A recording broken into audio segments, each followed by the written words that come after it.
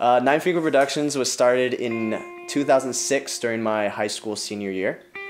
I had an idea for a movie called The Grand Theft, which was about a plumber, a photographer, Russian terrorists, and two cops that were after a silver case filled with $25 million.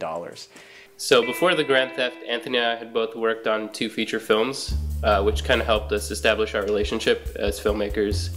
So The Grand Theft kind of just came as like a natural next step to what we had done. He started talking about wanting to do another movie, and I said, hey, I know I got some skills, I would love to help you out. And basically after that day, we got involved and we started making Grand Theft. Anthony posted a whole bunch of roles that had a description of what they did, and I read over the assistant producer that sounded interesting, and I actually applied for that one. But when I went into it, I ended up taking a bigger role, I guess. We had different sections, we had different departments working on different things simultaneously. They helped us prepare everything and get it all ready for the shoot. Anthony and Bassam, and then you had our actors, Matt, and basically all our actors had experience from drama. But that was it. We didn't have anybody who knew what they were doing. So we just kind of guessed at what we were doing and just kind of looked at how the pros did and kind of copied them a little bit. There was one scene where Matt Hernandez, the plumber in The Grand Theft, had to drive a truck down the street, and there was a lot of problems with that one shot specific. One of the main issues was that Matt didn't know how to drive a car at the time. We had to, push the truck because the engine was off. But yeah, we did like probably 4 or 5 shots until we finally got one that Anthony thought was good enough. And worst of all, I didn't have a belt on that day, and I was wearing some pants which were a little too big. It was some Simpson boxers, so I think everyone on the crew got to see a lovely view of my big butt with Simpson boxers on. So a lot of people that didn't believe that we could do it. For me personally, I had a lot of teachers that came up to me and asked, how come you're not focusing on the right thing? But to me, I always felt like I was doing the right thing. Finishing The Grand Theft was obviously stressful, just as any movie is when you got a deadline. But we had scheduled to show it at the AMC Theater. We reserved a theater that was for 300 people, but actually that morning, I believe 400 people came. It was literally a packed house. We, the cast and crew, had to sit on the floor 10 feet away from the screen just looking up like this.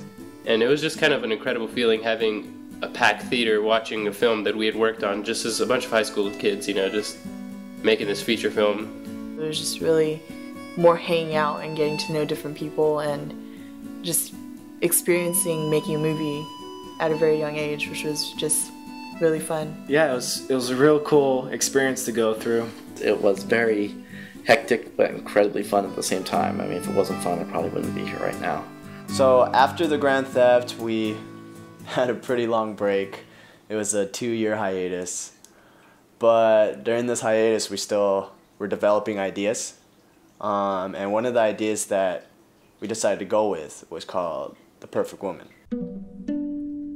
Anthony started to pitch about this idea of his film, which is about the land of woman, and if you find that land, you can actually find the perfect match. We wanted to get the entire crew back together, but it was pretty hard. People were at college, or people were out of town, or they were just, growing up. So we decided to bring in new people. It was about like a tribe of women, so I looked for more like old tribal looking things. We painted the cloth we used for the tents to look sort of like caveman-y drawings. Anthony's mom sewed all the costumes for Perfect Woman. They were amazing. She did it so precisely.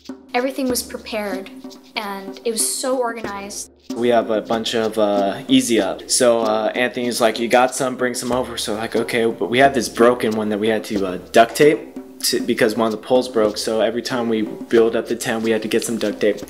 Cheaply made, but it did work for us.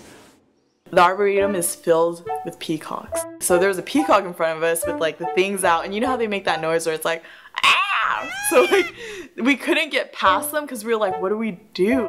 Eventually, I think it just walked away. But yeah, Anthony was pretty mad because it took us so long to get there. You always had an idea that things weren't as streamlined as it was in the movies, that you don't shoot in sequence, and you have to, a lot of it is done editing. But one thing I didn't really think about was all the time in between where you're setting up for one shot versus setting up for the next shot. And I was just struck by how much standing around there was, you know.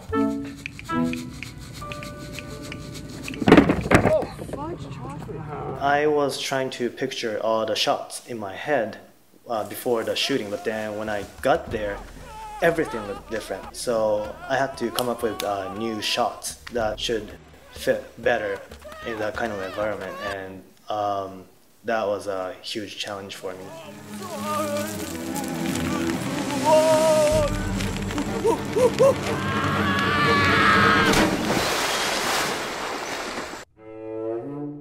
I usually compose by myself and just play by myself, and that's the easiest way, but it's not always the best. And it was really great to work with the real musicians, actually communicate to change the sound and like really detailed stuff, and that's gonna make the music even deeper, and I learned so much from working with them. The Perfect Woman ended up being our first film that broke into the festival circuit. It was important to us because we felt like we had the confidence in doing this professionally. These experiences made us strive to be better and make something more challenging.